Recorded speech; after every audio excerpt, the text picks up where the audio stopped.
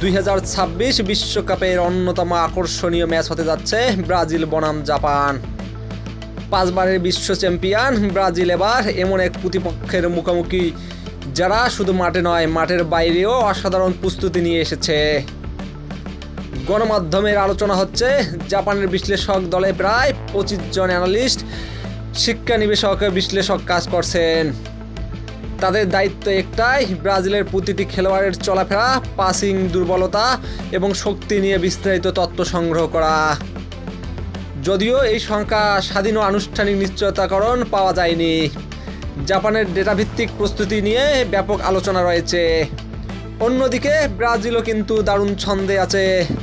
Coach Carlo আনচেলতির অধীনে দলটির ধীরে ধীরে আত্মবিশ্বাস ফিরে পেয়েছে।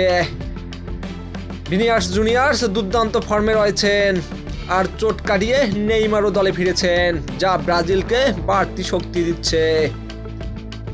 তবে জাপানকে হালকাভাবে নেওয়ার সুযোগ নেই। সম্প্রতি বছরগুলোতে তারা বড় বড় দলকে হারিয়ে দেখিয়েছে।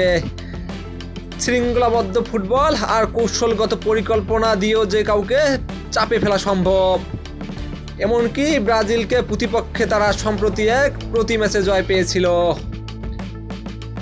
বিশ্লেষকদের মতে ম্যাচে ব্রাজিলটা কিছুটা এগিয়ে থাকলেও জাপানকে অবহেলা করার সুযোগ নেই।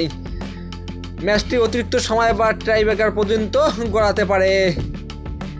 এখন প্রশ্ন একটাই, ব্রাজিল কি তাদের বিশ্বকাপের ঐতিহ্য ধরে রাখবে, নাকি জাপানের নিখুঁত পরিকল্পনা আবার নতুন ইতিহাস লিখবে? আপনার মতামত, কে জিতবে, ব্রাজিল নাকি জাপান? কমেন্টে জানিয়ে দিন।